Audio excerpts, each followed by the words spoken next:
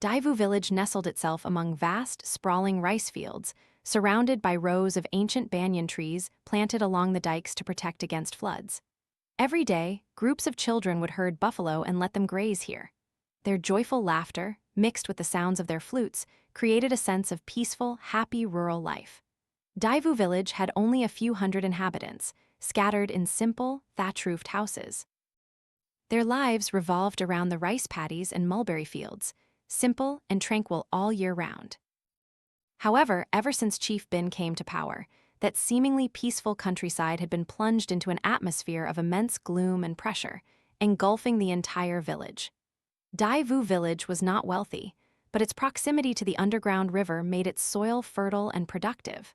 The villagers subsisted by cultivating rice, growing mulberries, raising fish, and tending livestock. On moonlit nights, the sound of lullabies mingled with children's laughter, painting an idyllic and peaceful rural picture.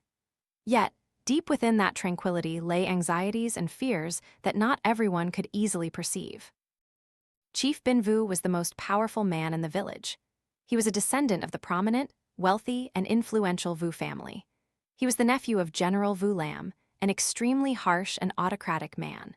Supported by his powerful uncle, Binh Vu had amassed many henchmen, including Deputy Chief Tam Quang Hao and several loyal subordinates. If one were to rename Dai Vu Village, many might consider it a village exclusively belonging to the Vu family. Under the Vu family's rule, especially Binh Vu, who, despite only holding the position of chief, dared to commit any evil act with the backing of his influential uncle. He was aided by specialized cronies who flattered superiors, but treated the weak and vulnerable among them with extreme cruelty. It was like the saying, "Poverty breeds bandits, cruelty rules the people." This implicitly created a wide chasm between the humble, powerless villagers and the village's dignitaries.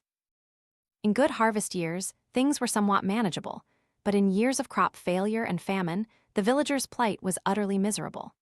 They had to scramble to borrow money everywhere just to pay taxes to the Vu family. If they failed to pay, they would surely be brutally beaten or imprisoned by the chief's men until their families paid the ransom. Dai Vu Village also feared Chief Binh because of his fierce, crude, and rebellious nature. Though barely over 40, he forced villagers to address him as Lord Binh whenever they saw him. If anyone inadvertently displeased him, they could be sure of a severe beating that day. Binh Vu's reputation and cruelty were further bolstered by his powerful uncle, General Vu Lam, who stood behind him. As a result, Binh Vu grew increasingly arrogant and daring. People still remembered how Binh Vu himself used a black ebony staff to beat Vuong Ku, a poor, honest man, to death just for daring to call him Clumsy Binh in front of many witnesses. Yet, thanks to his uncle, General Vu Lam's influence and protection, Binh Vu remained completely unharmed. He was released just a few days after being taken to the district office. Vuong Ku's family, fearing his revenge for reporting him, had to flee in terror, scattering to survive. As the saying goes, bend to the soft, break to the hard. Seeing the villagers of Dai Vu shrink in fear and contempt, Chief Binh grew increasingly brazen. He didn't care or fear anyone. There was only one person he feared, Master Khuong, a respected elder and a skilled herbalist in the village. Master Khuong, now over 60, lived at the edge of the village near the graveyard, known for his kindness and virtue. Rumor had it that he could communicate with spirits. Sometimes, they saw him wandering there in the dead of night, holding bottles with strange talismans. They whispered that he could command spectral soldiers and demons, and Master Khuong's growing reputation instilled some fear in Chief Binh and his cronies. In the village, if any family had work for Master Khuong, Chief Binh would personally oversee it. Often, he would help them without charge, earning the respect of many. Whenever there was an important matter, Chief Binh would frequently come to seek Master Khuong's advice. It was for this very reason that he encountered Van, Master Khuong's niece. Master Khuong considered Van his own daughter, as she had been orphaned from a young age. Van was beautiful and gentle, which made him fall in love and want to take her as his concubine. However, Van already had a lover, and even if she didn't, she would never willingly endure being Chief Binh's concubine. Not to mention Chief Binh's first two wives, who were notoriously fierce and tough. If they found out their husband was taking another concubine, they would certainly not stand idly by. Lately, Chief Binh had been visiting Master Khuong's house frequently. Master Khuong knew these visits weren't out of genuine affection, but solely for the purpose of his niece. Master Khuong spoke to Chief Binh. "Lord Binh, my niece Van calls me uncle. She already has someone who's proposed marriage to her. Please, out of compassion, overlook this for her sake. My family would be very grateful. Also, if you'd show me some respect, you already have 2 wives at home. My niece cannot become your concubine." Chief Binh scoffed. "Master Khuong, how amusing. For many years you've always dealt with common matters, but I truly fancy your niece. If you help me fulfill this wish, rest assured, I will handle anything you ask in this village or even the entire district. Why would I bother with her if she weren't beautiful and obedient? What's the point of overthinking everything in this world? My niece has lived with me since she was little. Her parents unfortunately passed away early, and I raised her myself. My feelings for her are no different from a father's love. Any other matter is fine, but not this one, absolutely not. Chief Binh, put yourself in my shoes and tell me how you would handle this." "Khuong Vu, huh? Your words are amusing, Master Khuong." Chief Binh looked at Master Khuong with a contemptuous smile, then gritted his teeth, threatening, "You're a renowned figure in the village, a revered elder. Do you think I wouldn't dare do anything to you? I can even beat a man to death, couldn't I? She's just a little girl I want to take as my wife. Binh Vu always means what he says and has never been afraid of anyone. Do you think you can truly use charms and magic? Do you think your petty tricks scare me? Or can you send spectral soldiers and demons to kill me? Your house is built on this land, and I can drive you out whenever I please. I'm being direct because I respect you for having a beautiful niece. Otherwise, honestly, I wouldn't even bother with someone like you. Just marry your niece to me, and I'll call you father. We'll be family, and you can rest assured I'll give you a title. Like deputy chief or assistant deputy, for example, or whatever position you prefer, just speak to my uncle, General Chief. We're family, it's simple, isn't it?" Chief Binh cast a sinister gaze at Master Khuong, speaking in a menacing tone. He wanted to use his power to coerce him. However, Master Khuong was not a weak man. He merely smiled and shook his head. "Thank you for noticing, Van. But listen to me, Chief. I know you are powerful, but you should remember that your hand cannot grasp the sky forever. You should be careful with your actions, lest you bring misfortune upon yourself. I speak the truth, I'm not threatening you. Besides, Van, my niece, is still young. This matter must be discussed with her. Why are you asking me? She hasn't even thought about love yet. As for your titles, what value do they hold to me now?" Master Khuong looked calmly at Chief Binh, his eyes now filled with disdain, and spoke in a defiant tone. "You defy me, old man? Fine, just you wait. Remember my words today. What Binh Vu wants, he has never failed to achieve. Don't think that just because you have some influence in the village, you can do whatever you want. This entire village, this entire district, you know how the Vu family operates, don't you? Not to mention my uncle, General Chief. If you're stubborn, I'll have you thrown in jail. Don't be foolish. As for your niece Van being too young, what nonsense. She's been sneaking out at night with that Phong from Tubi's family. How dare she sneak around like that?" Chief Binh finished, his heart seething, muttering curses as he left. "Damn it, don't think that just because you have a beautiful niece, you can say and do whatever you want. If I don't get Van, I'll make sure she's disgraced for life, and no damn dog will ever be able to marry her. Let's see if you dare defy me, old man. Don't blame Binh for being heartless." Master Khuong's face turned pale, his body trembling with anger. He never expected Chief Binh to speak to him so insolently today. In the past, Chief Binh had always shown him respect, or at least never dared to be rude to an elder. He didn't know why this man was behaving so brazenly today. If Binh Vu truly showed his true colors like this, it would be difficult for Master Khuong and his niece to live peacefully in Dai Vu Village. As Chief Binh left, a beautiful young woman emerged from behind a nearby tree. This was Van, whom Master Khuong considered his daughter because Van's mother was his own sister. That year, both of Van's parents succumbed to a terminal illness, entrusting Master Khuong to care for and raise her from childhood. As Van grew older, she became increasingly beautiful, the object of desire for countless young men in the village.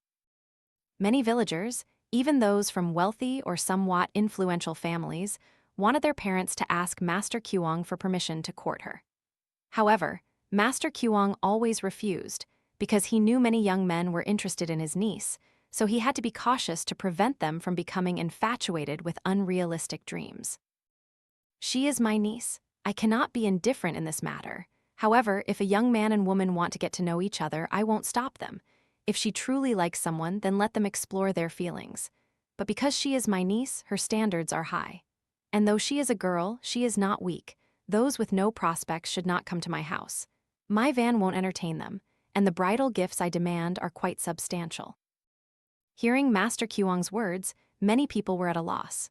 Dai Vu Village had experienced several years of crop failure, and life was extremely difficult. The taxes they had to pay to the Vu family only made them more desperate. Where would they find the money for such demanding bridal gifts? Master Khuong might not have cared about wealth or poverty, but he treated Van as his own daughter, and no one wants their children to suffer hardship. That's why he spoke that way, to deter some of the young men in the village whose affections were not sincere, but merely opportunistic. Chief Binh's words were not inaccurate. Indeed, Van had fallen in love with Phong, 2B's son, and had given herself to him. Phong's family was extremely poor, practically the lowest class in Dai Vu Village. Neither of them had dared to make their relationship public. However, recently, Phong learned that Van was pregnant, causing both of them immense worry. If this secret were to be exposed now, it would be devastating. For days, they had been losing sleep over this matter. Phong was tall and handsome, but unfortunately he came from a poor family. His parents were old and frail, so he was very hardworking, enduring, and filial. It was this virtue that had made Van secretly fond of him. Sometimes she would bring him boiled potatoes, other times a basket of woven bamboo shoots, whenever Master Khuong brought them back from a ritual at someone's house. Since their families lived close by, things were not too noticeable. Only Phong knew about Van's pregnancy until now. At this moment, Van emerged from behind the tree, her face paling as she watched Chief Binh's entourage marching away. She asked, "Uncle, what's wrong? Why did Lord Binh come to our house?" Master Khuong saw Van, his expression stern, and said, "Tell me the truth, my child. Have you been seeing or dating anyone in this village?" Van's face flushed slightly, and she nervously looked at Master Khuong. "Why do you ask, uncle?" "Tell me, child. This is very important, not something to joke about." "Yes, Phong and I were in love." "Phong, good heavens. That boy is the poorest in the village, the lowest of the low in Dai Vu Village. How could you love him?" "But this is true love, uncle. We came together out of genuine affection." Van looked towards Phong's house, its straw roof low and sparse, with faint smoke curling up from it, and an ominous feeling stirred within her. "Do you understand what true love is? When you're first in love, you think so. But after you're married, if you can't earn money, can a straw hut and 2 golden hearts truly survive, my child? All the princes and princesses in the fairy tales I told you when you were little are still living happily ever after in those paper pages, never stepping out into the real world. That kind of thing doesn't happen, my daughter. 1 year, 2 years, 3 years, but can you live with him for a lifetime like that? Phong's family is the poorest, and while we are nothing grand, I still want to marry you into a family with a good foundation, if not wealthy, then at least respectable, so your future generations won't suffer. Your mother married your father long ago because both families were too poor, which led to them being bullied and despised by others. I don't want your life to repeat your mother's, it was so hard." Master Khuong looked at Van, earnestly pleading, but Van seemed not to hear his words. Her eyes were fixed distantly on Phong's house, and a growing sense of unease filled her. Van's eyes welled with tears. She quickly knelt, embracing Master Khuong's legs, and sobbed, "Please, uncle. My parents died young, and you raised me like a father. I haven't been able to repay your kindness, and yet these past few days I've caused you so much worry. This matter of love, I know it's hard to talk about. You treat me like your own daughter. I only wish for you to be happy and peaceful throughout your life. That was also my mother's dying wish. If I can't achieve that, how can I face her in the afterlife?" Master Khuong gently and kindly helped Van up and continued to advise her. "Chief Binh, who came here today, is not a simple man. He told me he wants to take you as his concubine and even threatened me. What am I to do, Van?" Van gasped, looking at Master Khuong, then burst into tears. Her heart was filled with worry, because everyone in Dai Vu Village knew what kind of man Chief Binh was, a cruel, greedy, and powerful individual. If he set his sights on her, her entire body trembled at the thought of becoming a concubine to someone she had no feelings for, not to mention facing his 2 formidable wives. Master Khuong, perhaps sensing his niece's anguish, spoke gently, "Don't worry too much, child. As long as I live, no one will dare touch my daughter. What truly worries me is Phong. If Chief Binh finds out about your relationship, I only fear that he will use his ruthless tactics against Phong. Master Khuong sighed and shook his head, then went inside. People always say, only fear petty people. Chief Binh, the leader of Dai Vu Village, was an extremely insidious and cunning man. Master Khuong himself didn't want to get involved with him. However, at this moment, he couldn't stand by either. Van rushed after him, clutching Master Khuong's tunic with both hands, pleading, "Uncle Khuong, please, uncle. Phong and I, we truly love each other. We swore to live and die together." Seeing Van's panicked expression and hearing her words, Master Khuong glanced down at Van's tunic, which seemed to swell slightly as if she were pregnant. Master Khuong was startled. "Are you telling me the truth, child?" "Van, a moment of folly can undo years of wisdom, my child. What have you done?" "You've brought shame upon me. How can I face your parents now? Do you know that what you've done will make the village scorn our family? I've raised you all this time. Do you know how to preserve your honor? If the villagers of Dai Vu find out you're pregnant without a husband, will any man ever come to ask for your hand, my child?" Master Khuong looked at his trembling, pale niece, feeling both pity and anger. But alas, his and Van's situation was very special. It was no different than a father raising his child. And Van was a girl, so there were many private matters she couldn't confide in anyone. But Van only bowed her head, weeping bitterly, knowing that this matter was already done. She had worried many times and considered telling her uncle, but she was terrified because, just as Master Khuong had said, the laws in this village were extremely strict. Not to mention, families with unmarried pregnant daughters would face severe penalties, even being cast into the river. "Please, uncle, please, just this once. For all these years, I have never dared to disobey you. Phong and I truly love each other. I only ask that you give us a chance. I only ask that you accept Phong. Whether we are happy or suffer, we will bear it." Van knelt on both knees, moving forward to grasp Master Khuong's hands. Master Khuong knew he had just caused a monumental problem. If this matter wasn't handled well, it would likely implicate many people. A moment of recklessness, a lifetime of regret. Master Khuong sighed deeply and walked around the house, then turned to the ancestral altar where portraits of his brother-in-law and sister were placed. For a moment, he remained still, his thoughts unknown. Outside, Van still knelt in the courtyard. The sky suddenly unleashed a torrential rain. Dark clouds gathered from nowhere, making everything grow dim. Then, thunder began to rumble.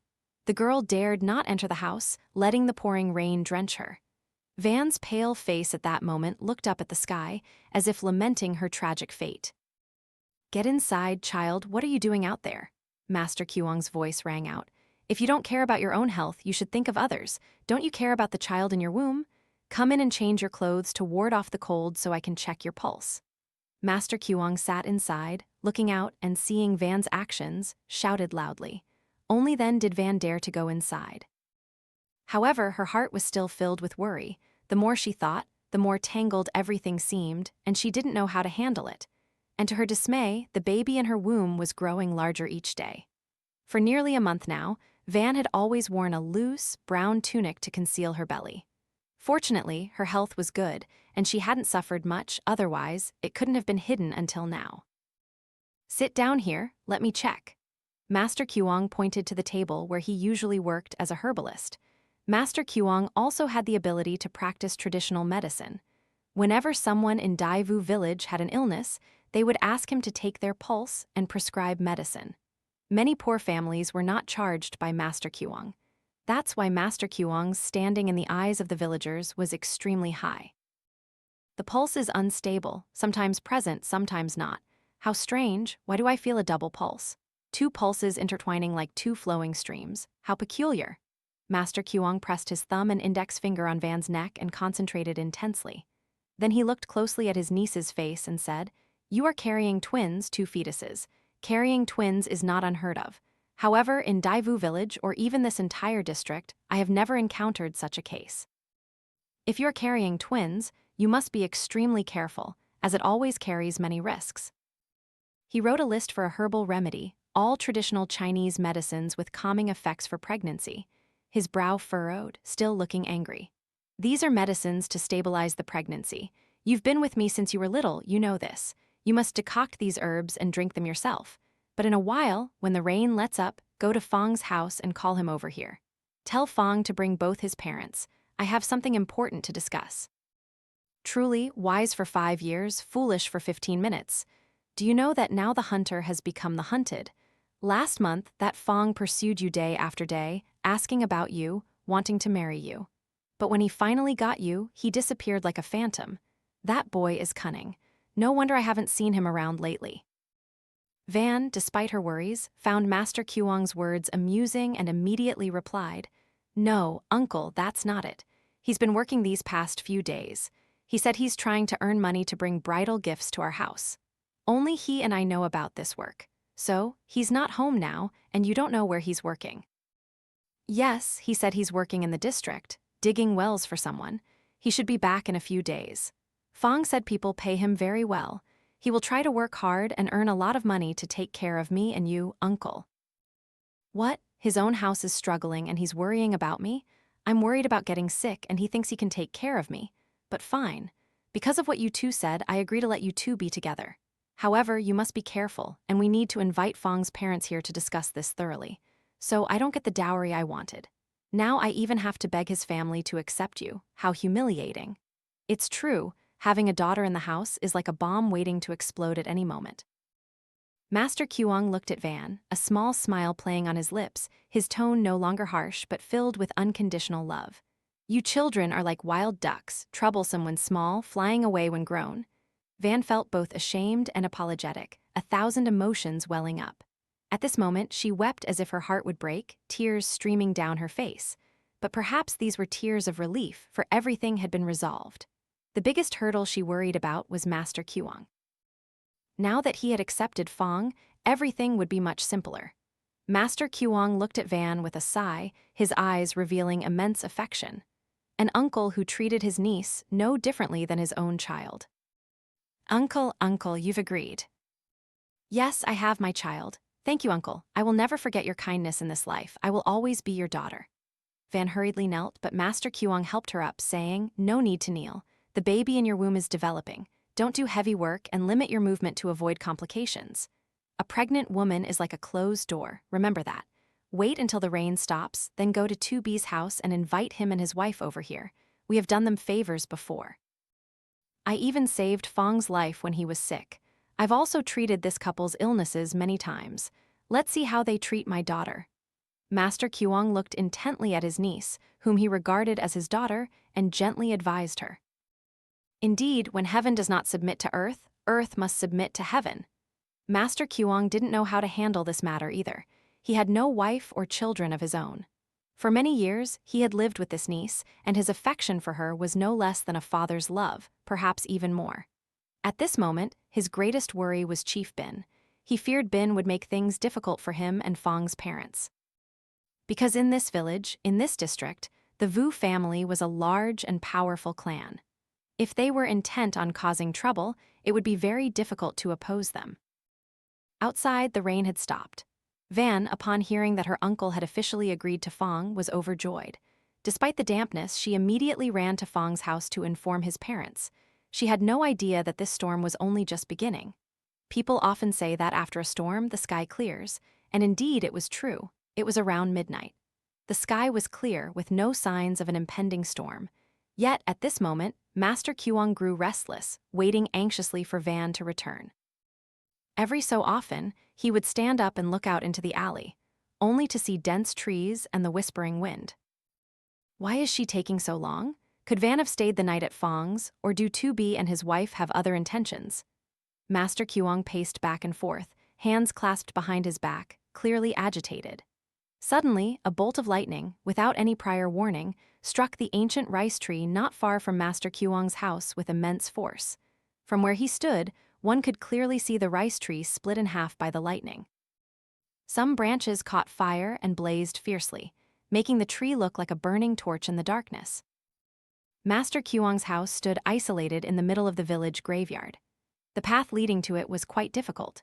Inside, the 3-section house, while simply designed, was not overly crude. In the middle of the house was an altar with 4 tiers. Each tier held different, strange statues with covered heads. The lowest tier held earthen jars, about the size of gourds, each sealed with silver paper on top, adorned with talismans. It wasn't clear what Master Khuong worshipped, but the villagers of Dai Vu whispered that Master Khuong could command spectral soldiers and spirits. If that were true, then those earthen jars with talismans likely contained spirits. Seeing the strange phenomenon unfolding before his eyes, Master Khuong started with a jolt. He immediately donned his ritual robes, lit 2 incense sticks on the altars, and sat down on a meditation cushion, beginning the ritual. The bronze bell rang continuously, its sound echoing clearly in the silent night. Master Khuong sat cross-legged, eyes closed, mouth continuously muttering difficult, incomprehensible incantations, sometimes urging, sometimes comforting. His hands clasped together, forming many strange mudras.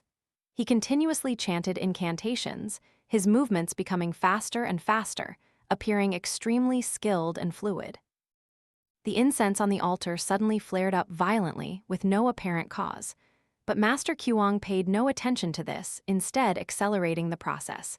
He seemed very rushed and anxious about something. His face now showed signs of fatigue. Large beads of sweat, like beans, drenched his face. It seemed this task was overwhelming for him. But at that very moment, on the left side, there was another altar with only 1 incense bowl, and above it, 2 hand-drawn portraits, one of a man and one of a woman. These were Master Khuong's brother-in-law and sister. The incense on this altar suddenly burst into flames, igniting the portraits.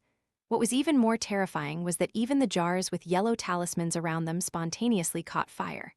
Master Khuong let out a choked cry, then spat out a mouthful of fresh blood. He stared intently at the burning altars, his face unable to conceal his horror, and muttered, "How strange, how truly strange today. Why did the lightning strike exactly where I laid my spell, causing all those spirits to stop obeying me? Has some master appeared in this region? And why are the portraits of my brother-in-law and sister burning?" Master Khuong sighed, looking at the jars before him, unable to hide his worry.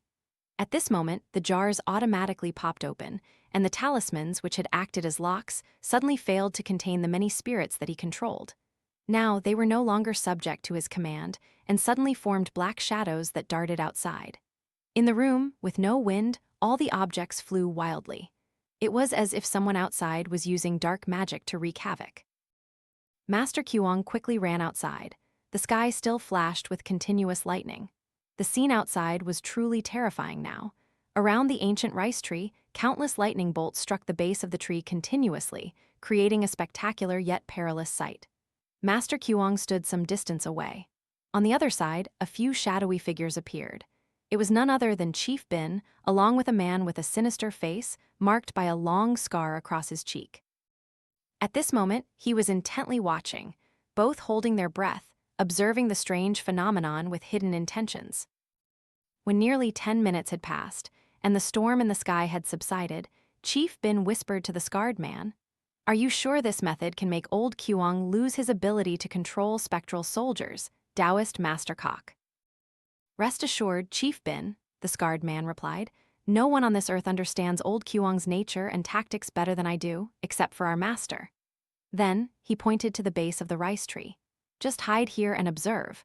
Old Khuong will surely appear, because I just used the power of thunder and lightning to destroy the position he used to seal the spirits of this world. It's no coincidence that I came out on such a stormy night. It all has a purpose, you see. Look at the base of that ancient rice tree. In this area, that spot is the most dangerous. People say, ghosts in the banyan tree, gods in the ancient fig tree. This banyan tree is immense and very old and right next to the graveyard, which is a place of extreme yin energy, extremely beneficial for those who practice spectral arts. If I'm not mistaken, beneath the base of that banyan tree are buried many objects called evil artifacts, which possess immense power. What helps me today is this incredibly heavy rain. This is what will allow us to succeed in activating it. I believe it is the yin current." Chief Binh, hearing this, asked curiously, "Yin current? What is a yin current, master? I've never heard of it." The scarred man with one blind eye smiled sinisterly, looking intently at the ancient banyan tree, as if anticipating something, then began to explain. In spirituality and geomancy, many types of currents are mentioned, such as yin and yang currents, dragon veins, spiritual currents. but the two most common types are yang current and yin current. These two currents represent two opposing yet complementary energy elements, according to the principles of yin and yang and the five elements. Yang current is the flow of positive energy, representing life, growth, vitality, and positive things. Yang energy is always associated with light, prosperity, warmth, and vitality. In geomancy, locations with yang currents are the best places to build houses, temples, communal halls, or community living areas. Yang currents can help attract good fortune, health, and luck. Conversely, yin current is the flow of negative energy, symbolizing stillness, darkness, coldness, and things not visible to the naked eye. Yin currents are often associated with places of strong spiritual significance, such as graveyards, abandoned temples, haunted houses, or places believed to be haunted. Yin currents can adversely affect the vitality and health of people living or working near areas with yin energy. However, in some cases, yin currents can be used in spiritual rituals or forms of black magic. I see, so it has such a profound meaning. Master, you are truly skilled. With you here, why would I still fear old Khuong? Chief Binh raised a finger, looking at the man with immense admiration. The man seemed pleased by Chief Binh's praise and spoke excitedly. There are also three other main currents: dragon veins, spiritual currents, and earth currents. Would you like to hear about them, Chief Binh? I can explain. Tell me, I'm listening. Dragon veins are a special type of current, combining both yin and yang, related to mountains and rivers. Dragon veins are considered important flows of vitality in geomancy, capable of influencing the fate of a family, a clan, or even a nation. Depending on whether the vein is large or small, it can exert influence for a long or short time. In the past, emperors and the wealthy would spare no expense or effort to find dragon veins. They wanted to bury their loved ones, or even themselves, there, hoping that their descendants would prosper. I've heard about this. My uncle, General Chief, once mentioned that my grandfather was buried in a place with good dragon veins. That's why the Vu family here has prospered so much. What about earth currents and spiritual currents, Master? Please enlighten me. Chief Binh, hearing the man speak, felt it was incredibly precise and couldn't help but feel admiration, so he pressed on to ask in detail. For these were matters that few could explain. Earth currents are a combination of geomantic elements from the land, including both yin and yang. Earth currents directly affect how energy flows in an area and are often sought by geomancers to determine good locations for architectural structures or eternal resting places. These are energy flows related to the supernatural world, believed to be the source of mysterious spiritual phenomena like ghosts and spirits. Spiritual currents can affect a person's mood, mind, and emotions when exposed to them. In short, only dragon veins are the most precious. In the past, people only sought places with dragon veins, not paying attention to yin or yang currents or other types of currents. It turns out it's that profound. Thank you so much, Master. With you here, I no longer fear old Khuong. I hear he practices spectral arts and some other powerful magic. If you have to fight him, Master, please be careful. Binh Vu earnestly advised him.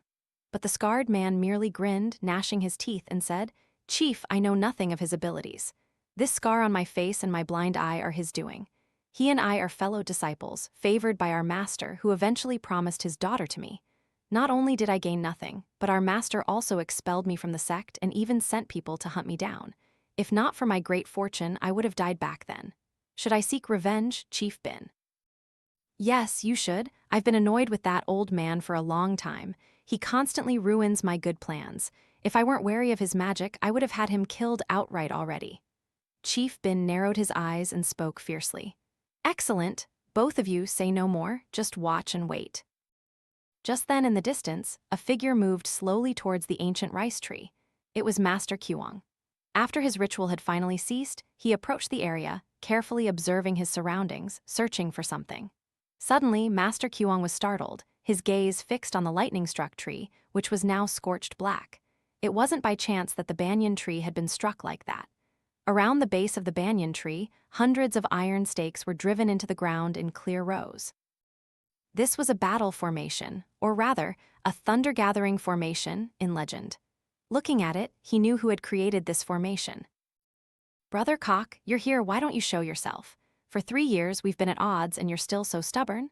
The surroundings were silent, with no sound of insects or any living creature nearby. Usually after a summer shower like this, the weather would become unusually muggy, causing frogs and toads to emerge from their hiding places, croaking for mates. But today, it was completely and eerily silent. It was as if all living creatures in the area sensed a danger and had kept their distance. Only the whistling wind seemed to whisper, and the muggy air was extremely eerie. I know, brother. You spent so much effort driving so many lightning-gathering stakes to disrupt my yin current.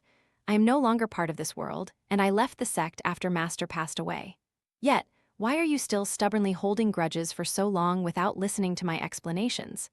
Master Khuong continued to speak, but there was absolutely no response from anyone. After waiting for a moment, he sighed and returned to his house.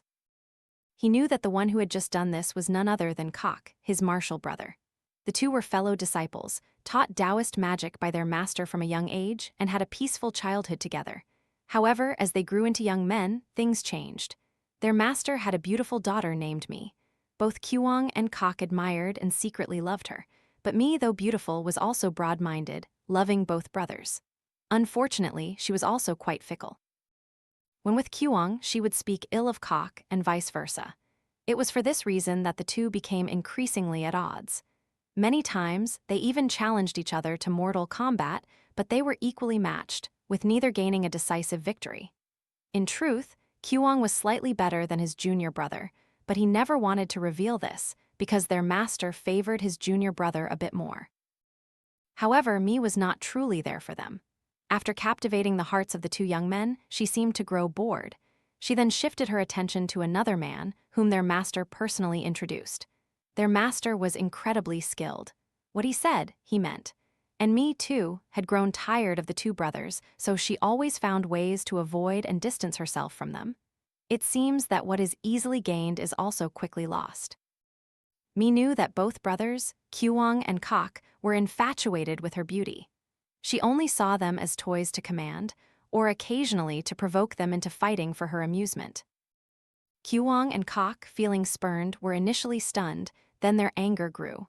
Instead of reconciling as ordinary people would, they blamed each other, having already vied for superiority for so many years without resolution. Now, with this new development, they harbored intentions of revenge and killed the man their master had chosen for Mi. This infuriated their master, who sent people to hunt them down. Khuong was assigned this task. In terms of martial arts and strength, if it came to a life-or-death battle, Khuong was significantly stronger than his junior brother. Because their master had shown favoritism, giving Khuong more preferential treatment, which further fueled Kok's resentment. When Mi's fiancé died, the master also agreed to marry Mi to Khuong. But she refused, wanting to go with Khuong to find Kok and avenge her deceased fiancé. She said she would only consider it after Kok was killed. As the saying goes, too much of anything is not good. Kok's love turned to hatred when he learned that his master had arranged for Khuong and Mi to be together, and the story gradually became a tragedy. One time, when the three fought, Kok gravely wounded Mi, and she died. After killing Mi, Kok disappeared for decades, never returning or contacting anyone again. The young Khuong of that time was now an old man, nearly 60, living alone. The past was thought to be dormant, but unexpectedly, the world is round. Near the end of their lives, they met again in such an unfortunate situation. Now about Van. At this moment, she was at the house of Bi and his wife, helping the elderly couple with small chores. Her mind couldn't help but wander to Phong. She had even given herself completely to him without a second thought. Although she knew this was extremely dangerous, especially in these feudal times, Van intended to use her pregnancy to pressure Master Khuong. She knew he wouldn't scold her too harshly, because, after all, the rice was already cooked. Indeed, Master Khuong accepted the situation, and Van was waiting for Phong to return to share the joyful news. However, upon entering the house, Van noticed that Bi and his wife were behaving differently today. Van then inquired, "Auntie, uncle, has Phong contacted home recently? He said he would be gone for 3 days, but it's already the 7th day and he's not back yet." Bi's wife trembled, her eyes filled with tears, looking intently at Van.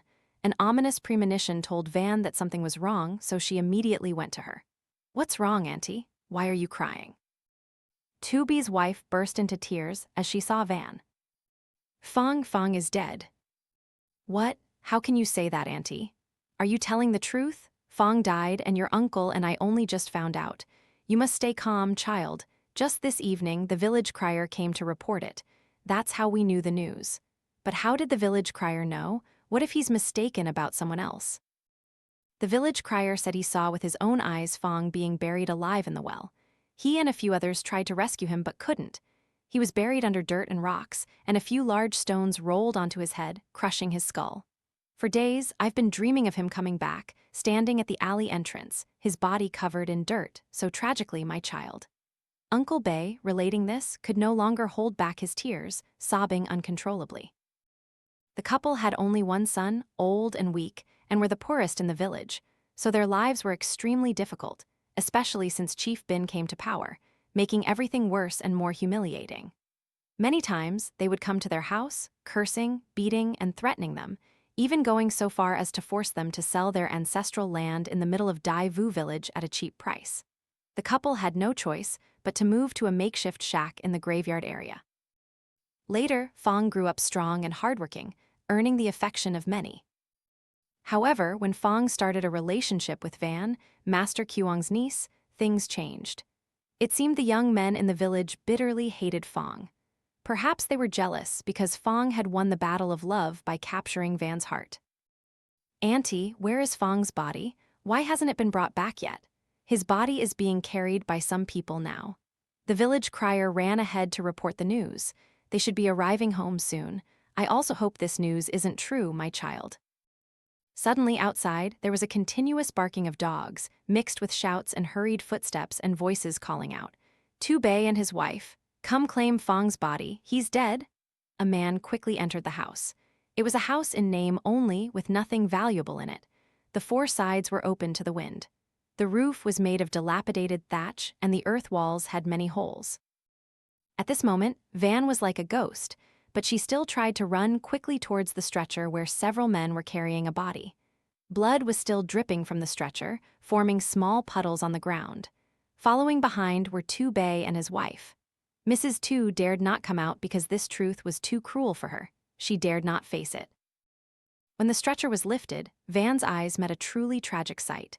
The one lying on the stretcher was none other than Phong. There was a huge wound on his head. It seemed a large rock had fallen directly onto it. Blood matted his hair and face, and Phong's skin was pale and cold. Seeing her lover's tragic state, Van fainted on the spot. Several people immediately carried her inside, and then a voice spoke.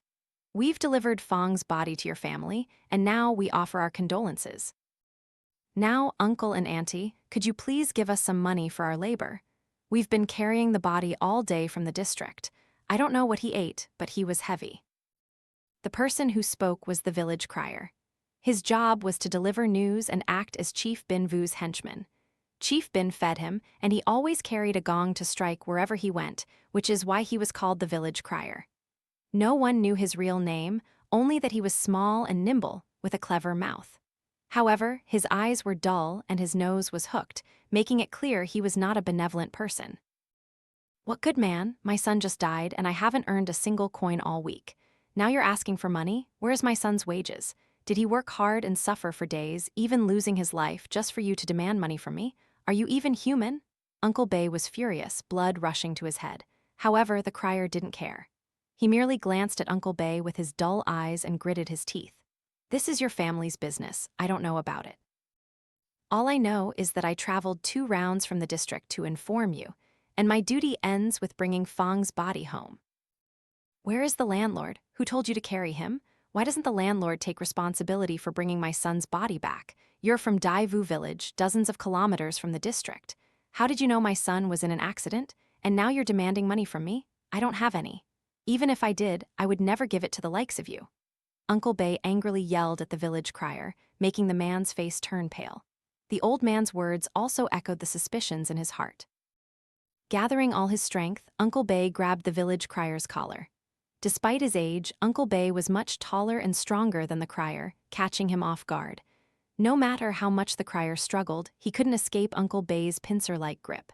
"Tell me, why did my son die? I work in the district. Whose house was he working for? You, the village crier, you said it."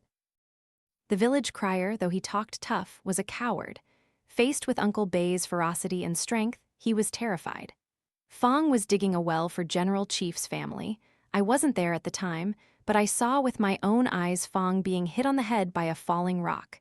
The team members tried to save him, but it was too late. Uncle Bei, hearing this, gnashed his teeth, his eyes red and bulging like a madman. The few people present also sensed a danger from the old man. Poverty and hardship meant that the lifespan of villagers was very short. Men typically lived only into their 50s. At this age, people were considered elderly. Hence the saying, that thap ko lie high, it is rare for people to live to 70. Uncle Bei was only a little over 50, even younger than Master Khuong. But because of his life of hunger and hardship, he looked frail.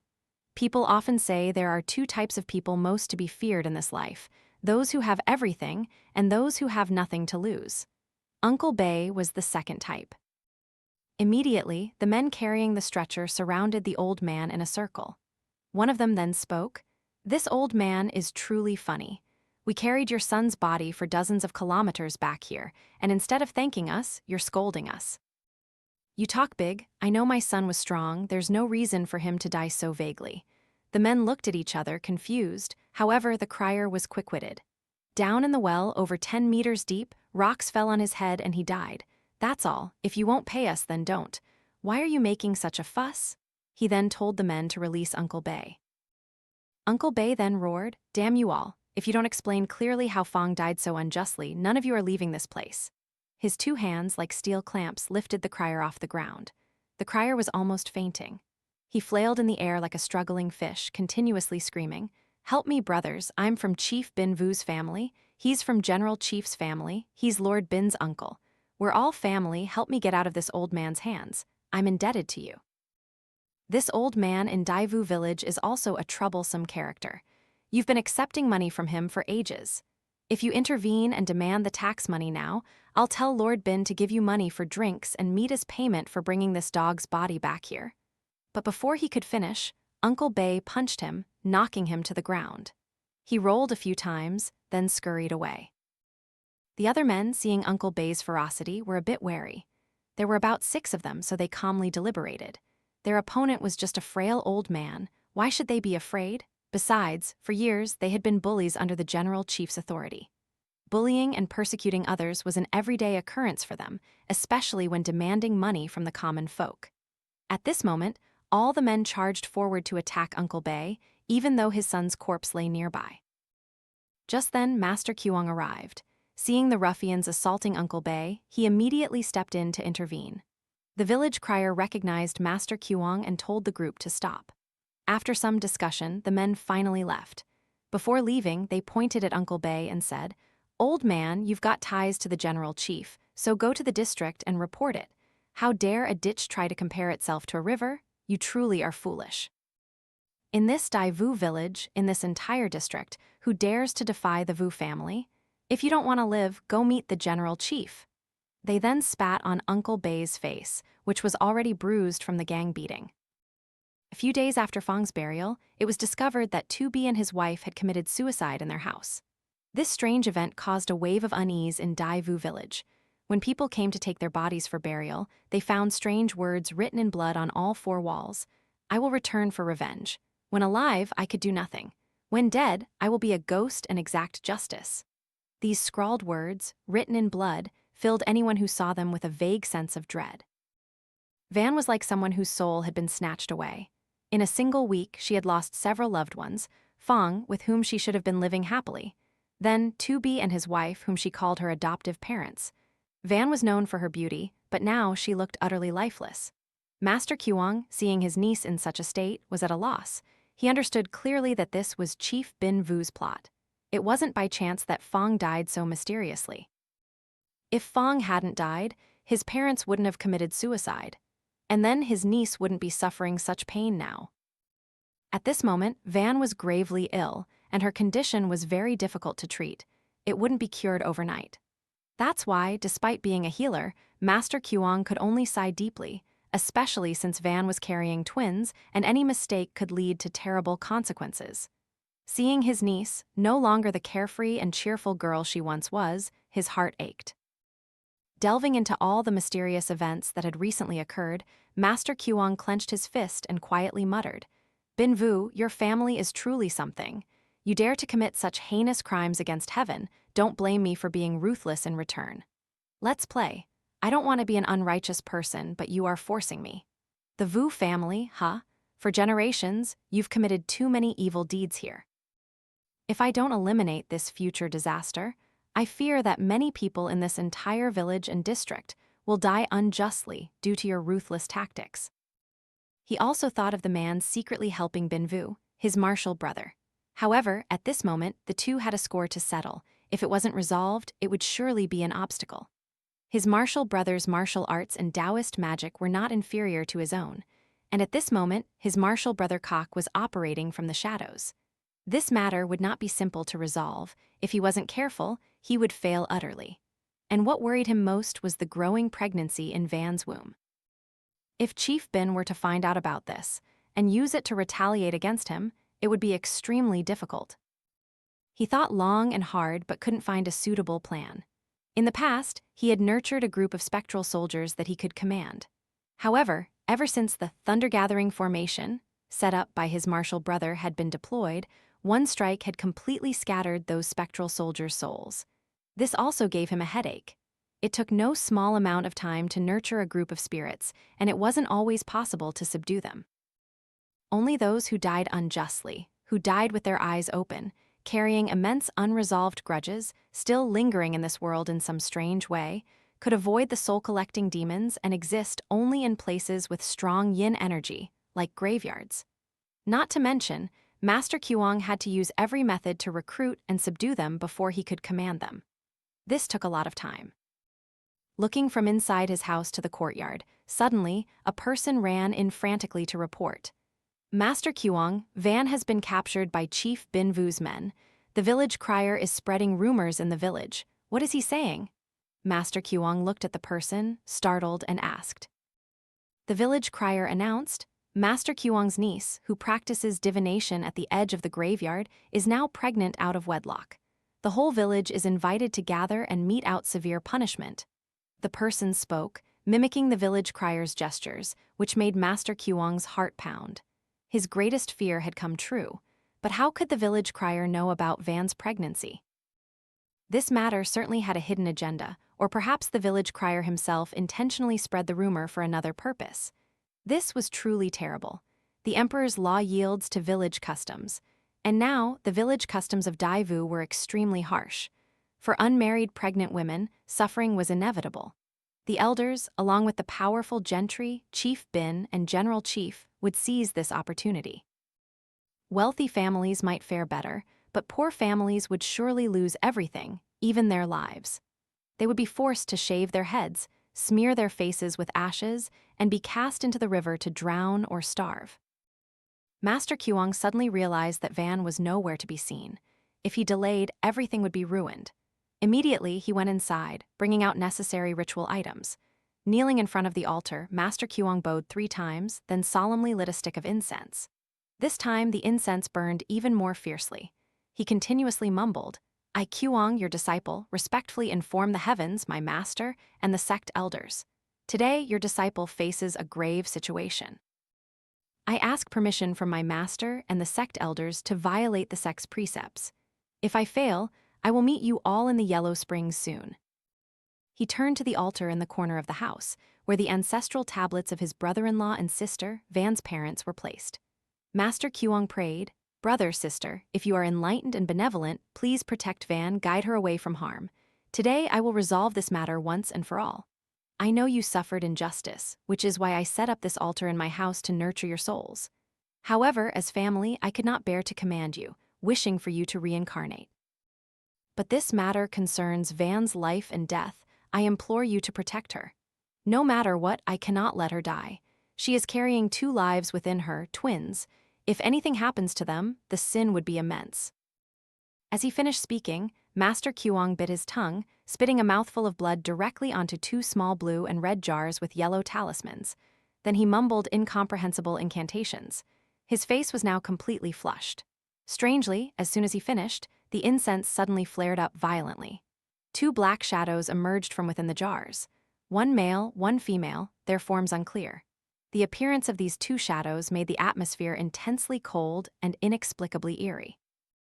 The sense of malevolence from them was immense. Even Master Khuong, a seasoned master, found these two spirits incredibly powerful, difficult to subdue. Master Khuong clasped his hands gently. The two black shadows vanished into his sleeves.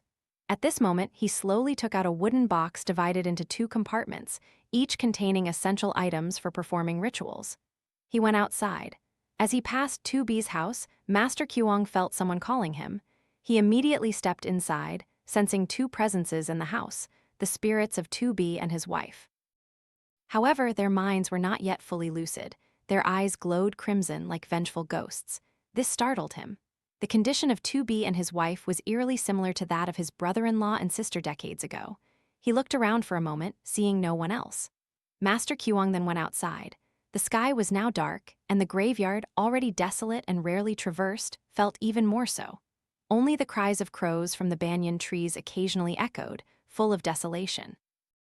In Chief Binh Vu's house, there was a large gathering of influential village figures, even General Vu Lam, who had sent his grandnephew to invite the village elders to discuss the punishment. What was special was that, apart from a few village elders, all the important, powerful figures present were members of the Vu family. From General Vu Lam, Deputy General Vu Sun, Governor Vu Mao, to Chief Binh, Deputy Chief, and his cronies, along with the strongmen, it was nothing short of a family gathering. All of them had been invited by Binh Vu today. After eating and drinking to their fill, General Vu Lam spoke. "Nephew, I have something for all of you uncles and all the Vu family members present. Today, my nephew Binh wants to punish Master Khuong's niece. This old man has always been uncooperative in our village. He presumes upon his slight influence and credibility to incite the villagers, even encouraging them not to pay taxes. We cannot tolerate this. If all of you, uncles and brothers, agree, let's use this opportunity to eliminate him. This old man really thinks he has some magic and despises our Vu family." "Master Khuong has magic? You should beat him to death, nephew. You're my nephew and you can't do anything to him?" General Lam's voice boomed, silencing everyone. "Speaking of him, I remember this guy was very presumptuous back in the day. The Vu family and his family have a deep-seated feud. His own sister and brother-in-law were arrested by me for their crimes. In the past, his sister, Mai, was also famously beautiful. I wanted to take her as my concubine, but she refused. She even used rude words against me. Then she married Sun, a man from the same village. When the two of them had a daughter, they broke the law. I accused them of crimes punishable by death. This happened 20 years ago. I don't even remember anymore. After that, I was promoted to work in the district, where I am now." General Chief spoke without revealing any emotion on his face. Everyone here was cunning and deceitful. But no matter how wrong their actions were, no one dared to utter a word.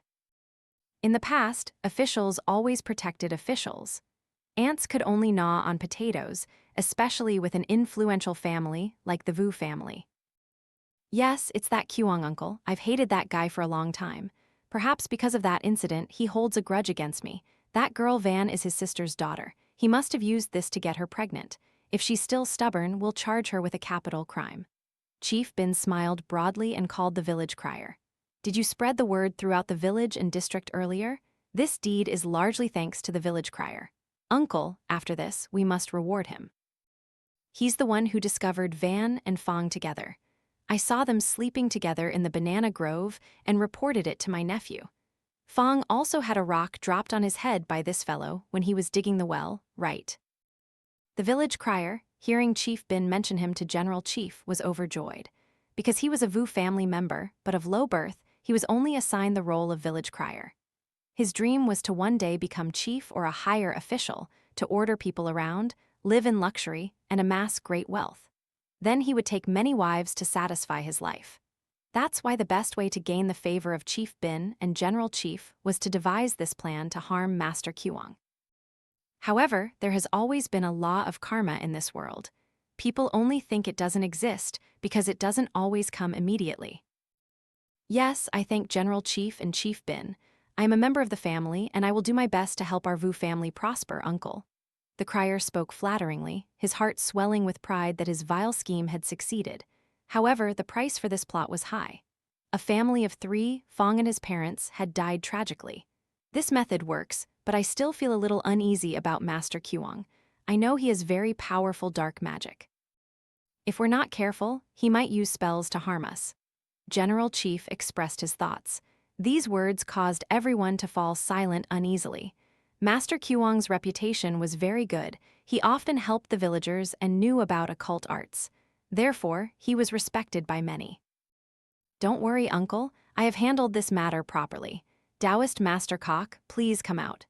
Chief Binh respectfully gestured towards a curtain and spoke. A man with a deeply scarred face and a gouged eye socket appeared, looking extremely frightening. When this man appeared, some people couldn't help but flinch at his somewhat grotesque appearance. Greetings, everyone. It's an honor to meet you all.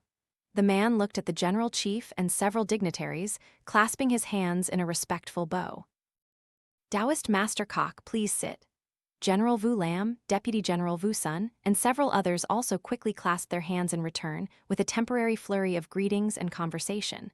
Then General Vu Lam spoke, addressing everyone. The Khuong you just mentioned is my martial brother, a fellow disciple. For many years, I've sought to avenge myself against him. I never expected him to be in Dai Vu Village. For example, my blind eye was caused by him.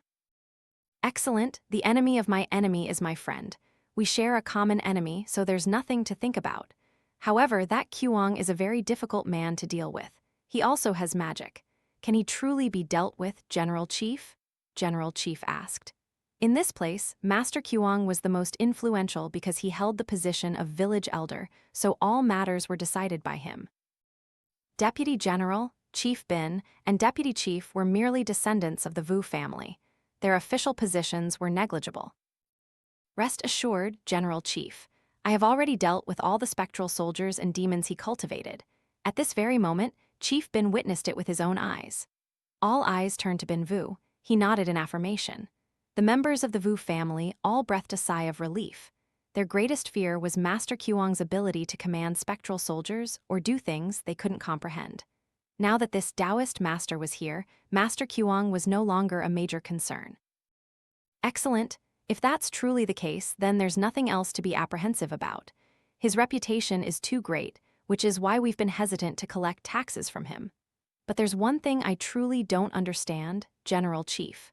Given Master Khuong's temperament, how did he know his sister and brother-in-law were killed by you and not seek revenge? I know my martial brother's abilities very well, Taoist Master Khuong asked.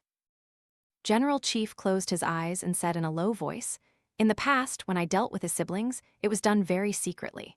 Fortunately, he wasn't home then, and no one saw what I did. I also used a lot of money to bribe the neighbors around to speak well of me when he inquired. This happened over 20 years ago, but even now, it remains an extremely dangerous secret for me. I know he harbored some suspicion, but without any evidence or leads, he couldn't investigate. That's why I was promoted to General Chief. Otherwise, in those days, every day I lived in constant fear that this matter would be exposed and he would seek revenge. Khuong has always been a thorn in my side. Only if I can eliminate this future threat can I rest easy. Fortunately, Taoist Master Khuong is here to help, and this will surely succeed. My principle has always been to root out evil completely. I don't want to leave any seeds of future trouble. The matter with Van must also be thoroughly resolved. Tomorrow, when the village gathers, we will use her pregnancy as a reason to punish her severely. Don't be lenient at all. Prepare the banana raft. I will give the order, and you will tie her up and then cast her into the river. Remember, the raft should only be roughly made. I want her to truly die. Only then can our Vu family rest easy and have no worries. Also, I want to use this opportunity to get rid of Khuong. Set a trap and lure him into it. When Khuong comes to save her, we will then accuse him of rebellion and treason. He won't be able to escape. The old General Chief shouted loudly, now, quickly prepare a grand feast to entertain Taoist Master Khuong. If this plan succeeds, we can all rest assured and fear no danger. The General Chief looked around at the Vu family members and commanded. All of them silently showed their admiration. Glancing at Binh Vu, who was standing nearby, the General Chief leaned in and whispered to his nephew, Nephew, today I'll teach you a trick. You've probably always wondered how I quickly climbed to the position of General Chief and managed to stay there for so long, haven't you? Chief Binh was startled, not understanding his uncle's meaning, so the general chief continued, "Pay close attention to this Taoist Master Khuong. After he helps us eliminate Khuong, don't let him follow his senior brother. He knows too much about our Vu family's affairs. Remember, don't trust anyone, not even your own father or son. My principle as an official is to stop at no means to achieve my goals. But those who know too much, I don't let them live too long. When they know too much about what I do, my nephew's son will have a weakness against me. So eliminate future troubles." Chief Binh, impressed, said, "Uncle's teachings are profound, I understand. Leave this to me, uncle." A moment later, gentle music began to play. Chief Binh knew his uncle had a peculiar habit. He liked to have someone sing to him while he ate. Young female performers, provocatively dressed in revealing, scanty clothing, were hired at great expense to entertain them. Inside Chief Binh's luxurious house, many expensive and ornate objects were displayed. Here, all the officials and influential members of the Vu family were present. Their wealth was only slightly less than the general chief's, but each of them acted as if it were perfectly normal. If any villager from Dai Vu were to witness the extravagance of these officials, they would all share the same thought: heartbreak at the level of their luxury and wealth. For these were all monies earned from the sweat, tears, and even blood of the farmers. They had to work hard and suffer to pay taxes, but most of it ended up in the hands of these people. Outside, a large crowd gathered in the village square. Whispers and murmurs blended together, mostly expressing pity for Van. The young, inexperienced girl was now publicly disgraced, her swollen belly quite visible. Some people sighed while others openly said, "Serves her right, this proud girl. I wanted to ask old Khuong to marry her to my son, Tin. But that old man chased my poor son away as if his daughter was so precious. Now look at her, a beautiful sight indeed." "Exactly. Old Khuong also sent me away, refusing to entertain my son. That Van hadn't been discovered pregnant yet, so she was arrogant. Now, a promiscuous woman like her, even if offered, I wouldn't want her." But a few others sighed, saying, "You women, don't be so cruel. Van was victimized. Just think, how could such a coincidence happen? According to the village crier's rumors, the baby in Van's womb is Phong's from 2B's family. Now his entire family is dead. So who is going to punish this matter? There's something fishy going on. I heard Chief Binh wanted to take Van as his concubine. Now, even if offered, she probably wouldn't want to. She already rejected him and forbade all the young men in the village from courting her. I wonder if Phong's death has anything to do with this." "Speak softly. General Chief's ears are sharp. If he hears you, you'll bring trouble upon yourself." Many whispered and gossiped, but no one dared to stand up and intervene. The village laws were incredibly strict. Van's fate seemed to have been sealed. At this moment, people could only pray to heaven to have mercy on the beautiful girl tied to the village square's central pole. Seeing her lips cracked from thirst, no one dared to bring her water because Chief Binh had given an absolute order. Anyone who disobeyed would be beaten to death on the spot without mercy. Van seemed to be in immense pain, almost unconscious. She had been tied under the hot sun for nearly a day, her mouth parched. She understood her current situation. When she heard Phong had died, everything seemed to collapse beneath her feet, and then Phong's parents also committed suicide a few days later. This completely devastated Van. She no longer wanted to live. But when she heard the two little lives in her womb struggling, Van yearned to live again, and the maternal instinct within her awakened. However, at this moment, everything seemed too late. As night fell, the sky grew increasingly gloomy. At this point, all the villagers had left, leaving only a few patrolling guards. Their eyes, as they looked at Van, showed pity. Yet, none of them dared to defy Chief Binh's orders. And because this was an order, everyone here greatly feared the power and authority of the Vu family. It was 2 in the morning. The sky was eerily dark, and the atmosphere grew muggier and more suffocating. There was a strange, indescribable feeling, yet the villagers of Dai Vu were all discussing Van's predicament. They didn't understand why Master Khuong hadn't appeared since Van was punished by the village. This was very puzzling. Could Master Khuong have fled? They had no idea that Dai Vu Village was about to witness a bloody purge between two forces, humans and spirits. They had returned for revenge. Dogs barked incessantly throughout the village. Their barks were urgent and continuous. However, not a single dog dared to step out of its gate. Crows cawed ominously, signaling an unprecedented eerie atmosphere. This frightened many people. The signs warned them that a great catastrophe was about to befall the village. The sky tonight was truly strange. The continuous barking of dogs made the atmosphere even more gloomy. The village space was strangely silent. Many villagers in Dai Vu seemed to sense that something unusual was about to happen. Many felt extremely restless. There was something irritating them, but they couldn't understand what it was.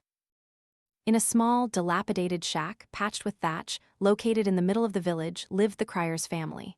At this moment, the Crier's parents looked at each other. His wife said to her husband, "I feel like something strange is happening today.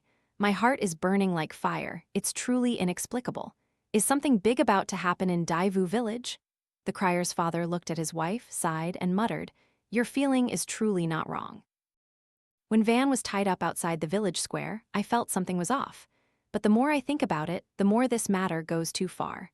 I think our son, the Crier, is involved in this. Now he's connected to Chief Binh's family, striking wherever he's told. If this isn't handled well, I fear our family will suffer disaster. Everyone knows our Crier is involved. But what I find strange is why Master Khuong hasn't appeared to protect his niece. His reputation used to be such that I thought he could save the poor girl. She's a good person, kind-hearted, and it's a pity. And the Crier's father also began to lament for Van. However, at this moment, everything seemed too late. I remember our son, the Crier, visited Master Khuong's house several times to discuss marrying Van. But I also knew this boy had a bad character. He wasn't honest or decent. For all these years, he's only been a lapdog and henchman for the Vu family. I'm afraid Phong death and 2B's family's suicide are related to him. The Crier's mother sighed deeply. She looked outside. The sky seemed very ominous now, as this crime was immense. If the Crier had truly committed such terrible deeds, his parents would have no face to meet Master Khuong. He was a benefactor of their family, having saved their lives. Once, the Crier's father was bitten by a venomous snake. Another time, the Crier's mother was bedridden with illness. And the Crier himself had once been saved by Master Khuong from drowning. Yet, the Crier was the one to repay kindness with enmity, harming Master Khuong's family, a man renowned for his virtue and talent. Although his parents were the Crier's mother and father, they were not biased towards their son. Reviewing the entire situation, she felt it was very likely that he was involved. "My dear, the Crier is no longer human. He eats the Vu family's food, so he has no choice but to obey them. However, the Vu family has caused countless evils throughout history. Even when old General Vu Lam was still in this village, I witnessed him beating people and forcing them into cages more than once. I remember Master Khuong's sister's daughter, was killed by old General Vu Lam using a wicked trick. Van is Mai's daughter, not Master Khuong's." "Is that true? The Vu family in Dai Vu Village as General Chief, what evil haven't they committed? You're a daughter-in-law here, so you wouldn't know. I was born and raised here, so I know every detail. Although the Crier is a Vu family member, he's of low status, so he has no say. But our son, the Crier, has ambitions, which is probably why he's so enthusiastic and active in following Chief Binh's orders. I don't agree with his actions. For a long time, he hasn't even bothered to visit his parents to see how they're living or dying. Have you ever seen such an undutiful child? It's not that far from here to Chief Binh's house. Why is he always there? Many times I've seen him, but he tries to avoid me. What an undutiful child. This boy is doomed, my dear. I stopped considering him my son a long time ago." The Crier's parents whispered to each other. Although the Crier was their son, his personality was completely different from his father and mother, ungrateful and, furthermore, treacherous. It was like the saying, "Near ink, one turns black, near light, one shines bright." At this moment, in the village square, a few guards looked at the girl tied tightly to the pole. Her entire body drooped like a wilting leaf, but no one dared to help her. This was because there was an order from Chief Binh's house and even from General Chief himself. They were just petty guards. How could they dare to disobey? All of them looked at each other and sighed, not knowing what they were thinking. "Have you eaten, boys?" Suddenly, a voice asked. Looking up, a figure with a sinister face suddenly appeared. His breath reeked of alcohol. It was none other than the Crier. When this man appeared, the guards immediately became serious and replied, "We've eaten, village Crier. What are you doing here?" He glanced at the corner of the square where someone was tied up. The The crier didn't reply, but instead asked, "Does anyone dare to answer me?" General Chief and Chief Binh ordered not to give her even one meal, so breaking that order means death. But isn't that too cruel? What's cruel about it, mate? If you want to rise, you have to be cruel. If you're not cruel, they won't fear you, remember that? The village crier's voice, along with his already ugly, pockmarked, crooked face, now flushed with alcohol, became even more malicious. The guards saw this and kept silent, not daring to ask anything further. "By the way, has anything happened here? Like anyone strange appearing?" "We followed orders, no one unusual appeared today, but I feel like the atmosphere is strange tonight, somehow suffocating in the village, yet there's no one around. And up in that banyan tree, I see many black crows, look." The man pointed towards the treetop. Following his finger, the men were startled. There were many black birds with glowing red eyes staring intently at them. Another thing was that these birds were not afraid of people. The village crier saw this and said, "What's so strange about that? I'm waiting for someone. We're already set up in an ambush around here. As soon as that old man appears, we'll nab him. I don't believe Master Khuong won't come to save his niece. Chief Binh even invited a special guest today to help us capture that old magic wielder. Even if he has powers reaching the sky, he won't escape our net." "Why is that so, village crier? Master Khuong has always treated everyone well. Why does Chief Binh's family insist on capturing and killing him?" A young guard asked hesitantly. This time the crier looked around, then whispered, appearing knowledgeable. "It's a long story. It's not really clear. But Chief Binh and General Chief don't want anyone alive who might expose them, especially Phong. Chief Binh is infatuated with Van's beauty. Many times he went to Master Khuong's house asking to take her as his concubine, but the two of them stubbornly refused, even daring to insult Chief Binh. Chief Binh ordered me to watch Van, and I caught her sneaking around with Phong." This infuriated Chief Binh, and sure enough, everything was within Chief Binh's plan. The guards silently shook their heads at Chief Binh's vile scheme. It was indeed insidious. The village crier looked at the guard with sharp eyes and said, "You guys rest up. I'm going back. Don't worry about shirking your duties." Immediately, the guards left, because no one wanted to witness such a heartbreaking scene, especially with a beautiful girl like Van. After the guards had gone, the village crier grinned sinisterly and approached the wooden pole. "Want some water? I'll give you some, Van." Van lifted her head, looking at the village crier, her face pale, her eyes filled with hatred. "No, I would never drink water from you. You're the one who harmed me. I will haunt you my entire life. You'll always be just a lapdog for the Vu family." Hearing Van's fierce curses, the crier not only felt no shame but loudly retorted, "Your beauty is truly renowned, but why did you have to love that Phong? You're right, all of this is because of Chief Binh Vu and General Vu Lam. Why? Because you're beautiful, and because your father was stubborn. Chief Binh also feared your father's authority would affect him. I'm sorry, I was also infatuated with your beauty once, losing sleep over it. But I knew I could never have you. Since I couldn't have you, I wouldn't let anyone else have you either." With that, the village crier turned to leave, but at that very moment, strange things began to happen. The sky was dark, with continuous lightning flashes. From the nearby trees, many crows swooped down to attack the crier.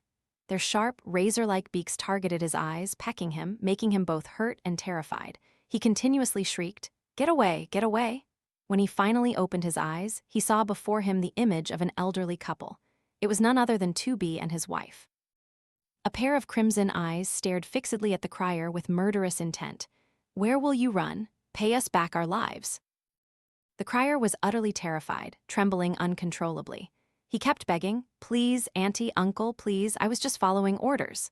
Before he could finish his words, hundreds of crows swarmed him, covering him entirely and tearing him apart. Their razor-sharp beaks continuously pecked at him, making the crier shriek in agony. His flesh fell off his body as if being ripped away. Blood poured from him relentlessly, staining the village square crimson. The scene was horrifying. Even in death, he would never forget that excruciatingly painful experience. This was perhaps the most agonizing death, like being slowly dismembered, truly horrific. The crier's heart was carried by the crows to the top of the banyan tree and placed there. Van didn't understand what was happening, but the scene before her eyes terrified her, and she fainted. In her unconsciousness, she felt someone's hands lifting her, and she was soaring through the air. Before she completely passed out, she heard a choked voice in her ear. "I'm sorry, my love and our child. I was trapped and framed. I'm here to grieve, and I won't let you and our child suffer." After the village crier died, the mysterious flock of crows retreated in the direction of Chief Bin's house. The sound of their wings beating filled the sky. Below, all the dogs, cats, pigs, buffalo, and cows in the village seemed extremely panicked and agitated. Strange noises erupted like thunder, like an army of heavenly soldiers. The situation was chaotic. Gusts of yin wind swirled like a tide, as if wanting to sweep away all the evil and petty things happening there. At this moment, inside Chief Bin's house, General Chief and his subordinates, all members of the Vu family, were still happily indulging in music and wine. But suddenly, a servant ran in, reporting, "Chief Binh, General Chief, it's strange outside. Many animals are rushing towards this entire area. Are they all possessed?" Chief Binh glared at the servant, scolding him harshly. But at this moment, Taoist Master Khuong spoke. "I sense he is coming here. But it seems my martial brother has broken through, hasn't he? I never expected my martial brother to use forbidden magic. I never thought my martial brother was benevolent enough to unleash forbidden magic." Taoist Master Khuong's face twitched, his remaining eye suddenly widening, showing extreme fear. "Forbidden magic, Taoist Master, what is that?" "This is the supreme and most perilous magic, which no one would willingly use. The first sign is the crows and surrounding animals. It will make you suffer worse than death. Even our master, during his lifetime, warned us never to use it unless it was a matter of life and death. And when it is used, the user will not survive. Not everyone has the ability to use."